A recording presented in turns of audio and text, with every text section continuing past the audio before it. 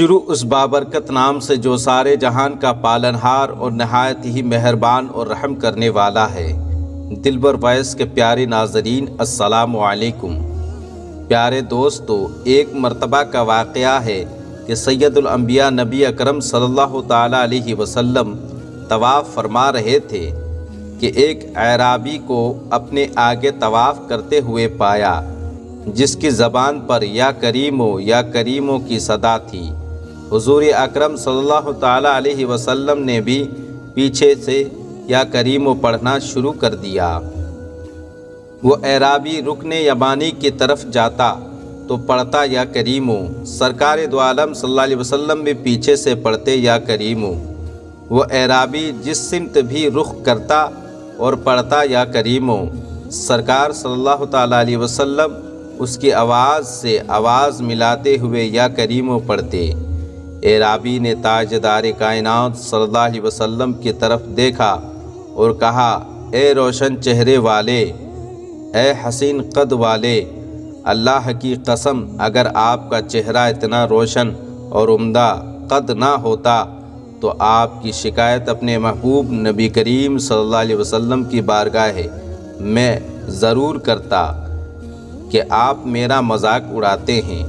سید عالم صلی اللہ علیہ وسلم مسکرائے اور فرمایا کہ کیا تو اپنے نبی کو پہچانتا ہے؟ عرض کیا، نہیں۔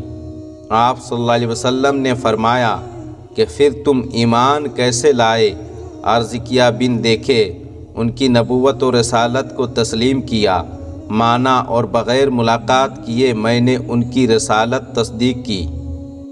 آپ صلی اللہ تعالیٰ علیہ وسلم نے فرمایا، مبارک ہو، میں دنیا میں تیرا نبی ہوں اور آخرت میں تیری شفاعت کروں گا۔ وہ حضور علیہ الصلاۃ والتسلیم کے قدموں میں گرا اور بوسہ دینے لگا۔ آپ صلی اللہ علیہ وسلم نے فرمایا، میرے ساتھ وہ معاملہ نہ کر جو عجمی لوگ اپنے بادشاہوں کے ساتھ کرتے ہیں۔ اللہ تبارک و تعالی نے مجھے متکبر و جابر بنا کر نہیں بھیجا، بلکہ اللہ نے مجھے بشیر و نذیر بنا کر بھیجا ہے، رحمت بنا کر بھیجا ہے۔ راوی کہتے ہیں کہ اتنے میں حضرت جبریل علیہ السلام آئے اور عرض کیا کہ اللہ عز و جل نے آپ صلی اللہ علیہ وسلم کو سلام فرمایا ہے اور فرماتا ہے کہ اس اعرابی کو بتا دیں کہ ہم اس کا حساب لیں گے۔ رابی نے کہا، یا رسول اللہ صلی اللہ علیہ وسلم، کیا میرا حساب لے گا اللہ پاک پروردگار؟ فرمایا، ہاں، اگر وہ چاہے تو حساب لے گا۔ عرض کیا کہ اگر وہ میرا حساب لے گا تو میں بھی اس کا حساب لوں گا۔ آپ صلی اللہ علیہ وسلم نے فرمایا، تو کس بات پر اللہ تعالیٰ سے حساب لے گا؟ اس نے کہا کہ اگر وہ میرے گناہوں کا حساب لے گا تو میں اس کی بخشش کا حساب لوں گا۔ میرے گناہ زیادہ ہیں کہ اس کی بخشش زیادہ ہے۔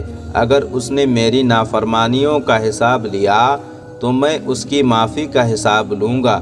اگر اس نے میرے بخل کا امتحان لیا تو میں اس کے فضل و کرم کا حساب لوں گا۔ حضور اکرم صلی اللہ تعالیٰ علیہ وسلم یہ سب سماعت کرنے کے بعد اتنا روئے کہ ریش مبارک آنسوؤں سے تر ہو گئی۔ پھر حضرت جبریل علیہ السلام تشریف لائے۔ عرض کیا، اے اللہ کے رسول صلی اللہ علیہ وسلم، اللہ پاک پروردگار آپ پر سلام کہتا ہے اور فرماتا ہے کہ رونا کم کریں۔ آپ کے رونے نے فرشتوں کو تسبیح و تہلیل بھلا دی ہے۔